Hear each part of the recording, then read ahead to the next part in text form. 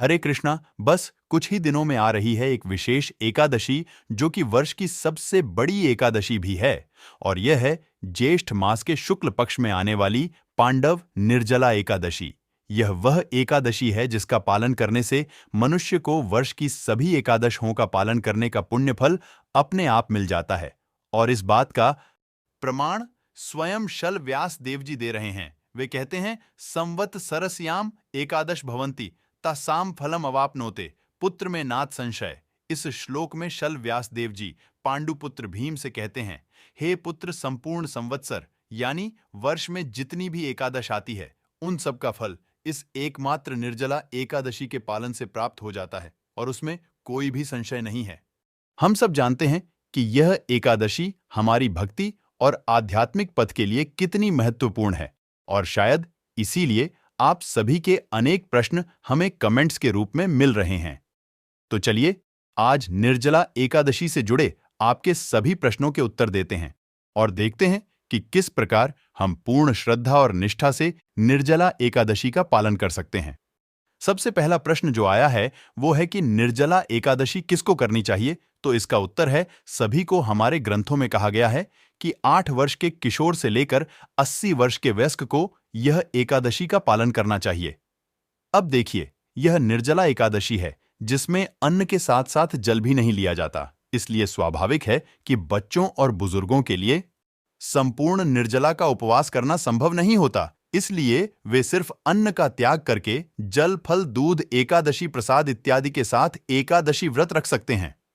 गर्भवती महिलाएं और स्तनपान कराने वाली माताओं को भी बिना जल के संपूर्ण उपवास करने की सलाह नहीं दी जाती। लेकिन जो युवान है, शारीरिक रूप से स्वस्थ हैं, फिर चाहे वह स्त्री हो या पुरुष, विवाहित हो या अविवाहित, विधवा हो या विधुर, सभी को इस निर्जला एकादशी का पालन अवश्य करना चाहिए। कम से कम प्रयास तो अवश्य करना चाहिए कि संपूर्ण निर्जल उपवास रखें।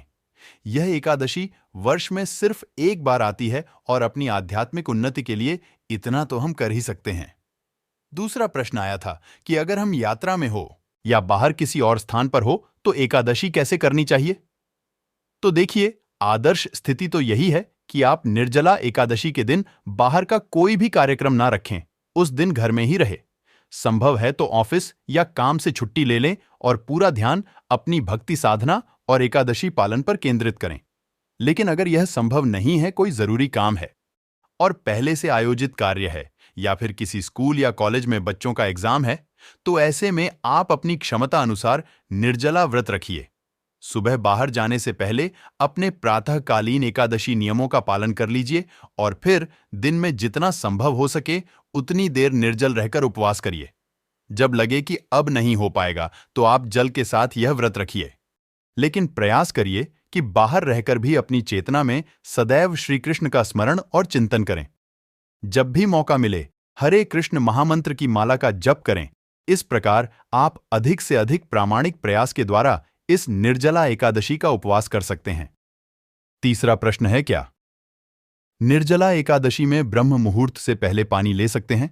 तो उत्तर है हां, ले सकते हैं, लेकिन संपूर्ण दिन के दौरान, यानी ब्रह्म मुहूर्त से शुरू करके अगले दिन द्वादशी के पारण समय तक जल की एक बूंद भी नहीं लेनी चाहिए। चौथा प्रश्न है कि क्या निर्जला एकादशी के दिन दांत साफ कर सकते हैं और स्नान कर सकते हैं। तो हां, आप ब्रह्म मुहूर्त में उठकर जितना आवश्यक है उतने पानी से मुंह और दांत साफ कर सकते हैं, और स्नान तो अवश्य ही करना चाहिए। देखिए, निर्जला का अर्थ होता है अपने शरीर और मन से भगवान को सदैव स्मरण करना और बिना अन्न जल के उपवास करना। लेकिन इन सभी नियमों का पालन करते हुए हमें यह बात भी ध्यान में रखनी चाहिए कि भगवान हमारा भाव और मानसिक चेतना को देखते हैं। अगर हम दांत साफ करने के बहाने या स्नान के बहाने थोड़े से जल की बूंदों को पीने की इच्छा रखते हैं, तो भगवान यह भी जानते हैं, क्योंकि हम भगवान को कभी भी मूर्ख नहीं बना सकते। इसलिए जितने आवश्यक बाह्य नियमों का पालन करना है, उतना ही आवश्यक है अपनी चेतना में प्रामाणिक रहना। पांचवां प्रश्न है, निर्जला एकादशी में पानी कब पीना चाहिए। इसका उत्तर है निर्जला एकादशी का पालन हमें एकादशी के दिन ब्रह्म मुहूर्त से लेकर अगले दिन द्वादशी पर पारण समय तक करना होता है। इसलिए इस समय में हम पानी की एक बूंद भी नहीं ले सकते। आप जितना प्रयास कर सकते हैं उतने समय तक निर्जला उपवास रखिए।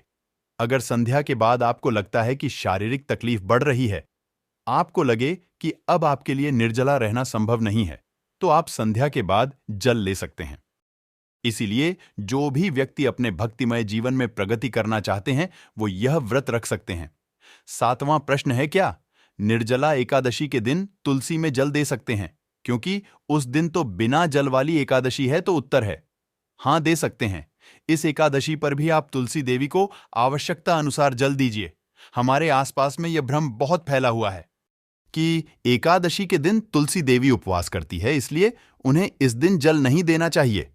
लेकिन याद रखिए, ये सिर्फ कुछ तथाकथित लोगों द्वारा फैलाया जा रहा भ्रम मात्र है और कुछ नहीं। शास्त्रों में ऐसा कोई नियम नहीं है कि एकादशी के दिन या रविवार के दिन तुलसी में जल नहीं डालना चाहिए। इतनी गर्मी में तथाकथित नियम का पालन करने के लिए तुलसी के पौधे को बिना जल के सुखा देना यह अच्छा है, या फिर जिनकी पूजा करते हैं ऐसे तुलसी देवी में जल डालकर उसे हरा भरा रखना अच्छा है? इसका निर्णय आप स्वयं करिए। भावुक लोगों की बातों में ना आए। शास्त्रों से प्रमाण ढूंढे और कोई संशय ना रखें कि एकादशी में तुलसी को जल नहीं देते।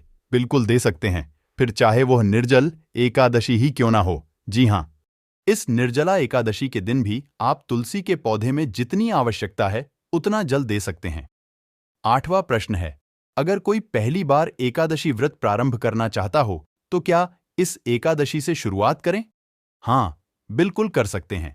शुभस्य शीघ्रम वर्ष में आने वाली किसी भी एकादशी से आप यह शुरुआत कर सकते हैं, और फिर यह निर्जला एकादशी तो वर्ष की सबसे महत्वपूर्ण एकादशी है, इसलिए अधिक सोचे समझे बिना बिल्कुल इस व्रत के साथ वर्ष की सभी एकादशी व्रत का पालन करना शुरू कर सकते हैं और अपने आध्यात्मिक जीवन में एक कदम आगे बढ़ा सकते हैं। शुभ शुभ कार्यों में देर नहीं करनी चाहिए और अशुभ कार्यों में जल्दी नहीं करनी चाहिए। एकादशी व्रत सभी जीवात्माओं के लिए अत्यंत पवित्र और मंगलमय है, और इसका पालन आप किसी भी एकादशी से कर सकते हैं।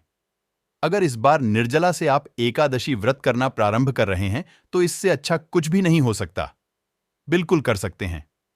याद रहे, यह निर्जला एकादशी सबसे बड़ी एकादशी है, लेकिन इसका अर्थ यह नहीं है कि आप सिर्फ यही एकादशी का पालन करें।